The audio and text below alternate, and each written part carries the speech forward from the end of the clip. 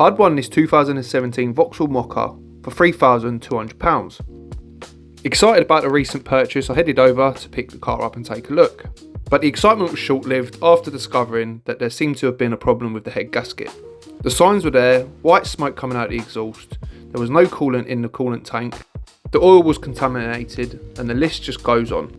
So to cut a long story short, I negotiated and I bought this car for £1,300. So fast forward a couple of days, now it was time to get the car looked at. Now before we can drive this car anywhere, it was time to just put a bit of water in the coolant tank to get us 5 minutes up the road. In the back of my mind, I was wondering, was this a head gasket problem, or could it be something minor like a thermostat housing, because the car drove really well. So we pulled up to the garage, parked up, and made our way into reception. It's the Vauxhall Mokka. Mokka DP67FD. Yeah, that is me. Suspected head gasket. Yeah. Lee, we'll give you a ring. We'll check it out, see what's going on. Thank you very much. Using loads of water all the time. Or? So I've just bought the car. Yeah. White smoke. Looks a bit like condensation, but yeah. White smoke. No water in the tank. Yeah. Quite milky on the dipstick. Oh, okay. Yeah, that's not good. The lady said that there was an overheating problem. A garage changed thermostat or something. Yeah. But yeah, it's. Yeah, the 1.4s they suffer. They suffer badly. They leak from the two elbows. My garage where I am, they're alright, but they'll just stick a head gasket on it, and then I'm just worried I'll spend all that money. Yeah. And then I'll sell the car. Yeah. I'll get a call. Yeah. It's overheating, so I'd rather just bring it somewhere. You know what you're doing. I'd rather it just be done properly, and then it's all done. done. Take a look at it, mate, see what's going on. Hopefully, because the problem with the head gasket test, it's only a breathalyzer, basically. Yeah. And if it turns quickly, you go, it sends it. Yeah. If it doesn't, sometimes it half goes, and all that's an indication that it's, you've got to be 100% certain. And sometimes it doesn't change at all. You go, it's obviously losing coolant, it's losing it somewhere. They're all right. There's things around the engine that lets it down. Totally. Yeah. Totally. So it's not actually a weak head gasket, it's the things around it that let it down. Else, the head gasket is a symptom of losing coolant, not too warm. Right. Everything else, like I just said, the cooling fan, the water pump, the thermostat, the housing, the two elbows, any of those lose enough in the bottle, they airlock up really easy and they overheat. Do you get a lot of them then? Yep. Yeah. So you see a lot of them overheat, and they're all because of loss of water. Yeah. But you've done enough of them, I suppose, to know.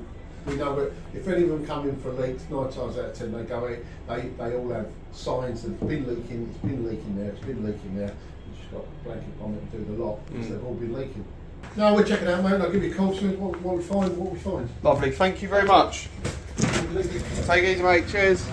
So I left feeling confident that the car was in the right place. Now we just played the waiting game, and it wasn't long before we got a call the same day. Well, yeah, the head gasket's blown. Yeah. That's very evident. The cooling fan doesn't work on its second speed, whether that's been a factor.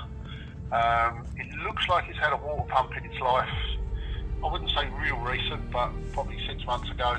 Right. That might have been the deciding factor that caused the head gasket to go.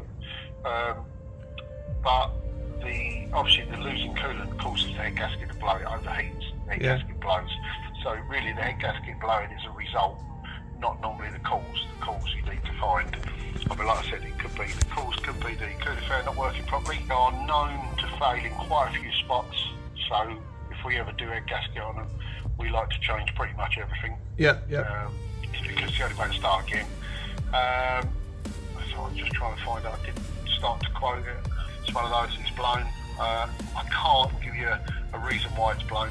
I mean, there is a possibility the head could have cracked, and the other possibility is once it's apart, you might find that the head is too far buckled that it can't be skimmed. Yep. That's worst case scenario. It's pretty bad. Well, it's blown pretty bad. Yeah. Absolutely. The head gasket blown. I don't know if you can have it blown pretty bad. It's either blown or not blown. Yeah, true. The problem, what you don't know, is how badly it's been overheated. The actual cause of the head gasket blowing will be that it's been overheated. I know till you sort of took it apart, and if you've got scoring on the cylinder bores, you're looking at putting another engine in it. Right. All of the above, you can't always tell. Yeah. Sometimes you can put a camera down, and sometimes you can see it before you get there. You know, before you commit to doing the head gasket, it might be worth doing that. Yeah. To see if there's any scoring on the cylinder walls.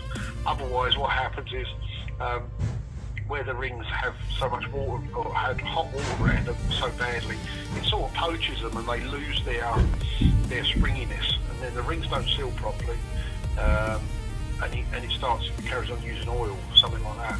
I've seen that before. So before you commit to having this repaired, I would suggest we have a look down the cylinders first. Okay. In case the engines are non-runner. Do you know what I mean? Yeah. What I mean by that is, you know, it's not viable. So would you give me a call back after you've inspected down the cylinder, the heads, and... Yeah, we'll try and get that. I'm not sure I'm going to get that done today. No, there's no rush. There's no rush. If you want us to go ahead and take a closer look, because that would be my best suggestion, is to look down the cylinders to see if the engine's viable. I mean, you might see nothing. That doesn't mean it's okay. Yeah. But if you see something or scoring on the cylinder bores, you're going to go, right, we're not going to bother to do that.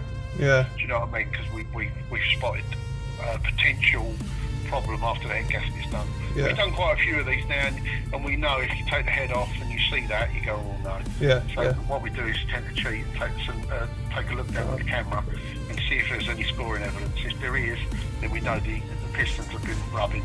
Yeah. And there's been oil dilution problems, and the overheat would have damaged the cylinder. Now it's a couple of days later, and I receive a call back from the garage. Yeah, it's not good news. So what they've said is that there is scoring on the bores, which means that the engine, as it stands, is no good. There is a couple of options, a couple of routes that we can go down. The first route is they take the engine out, send it off to see if it can be fixed, but there's no guarantees that that will fix it. It could still be knackered. So they've said that could cost around the £2,000 mark.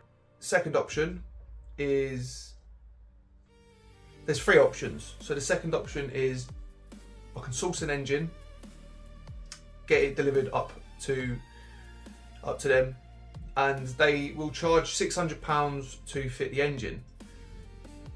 You can get some engines that come with like a 90-day warranty, but I've just had a quick look at the engines for this car. You're looking between £1,400 and around the £2,000 mark, £1,900 mark. If we was to go for the cheaper end, it's going to cost a minimum of £2,000 to fix this car. Option number 3 is, now this is why I need your help. Option number 3 is we buy a crash damaged car from Copart and we tackle it ourselves. The crash damaged car probably would estimate it'd be around the £2,000 mark. I wouldn't really look to pay any more than that. So I need your help, because I want you to let me know in the comments, if you was me, what would you do?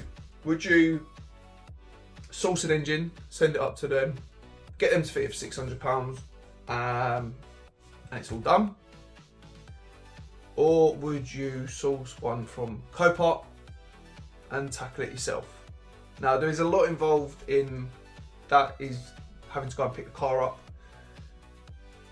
and the car from Copart having to pick it up as well. So there's a lot of time involved, as well as there's a lot of time involved in actually taking both engines out, fitting one engine in. That is very, very involved. The upside to that is it'd be good for content. But with that being said, I'm trying to get this home dealership off the ground, and I do feel like that if I do that, then I'm going to be wasting a lot of time and energy into one car, whereas I've already factored a £1,900 budget.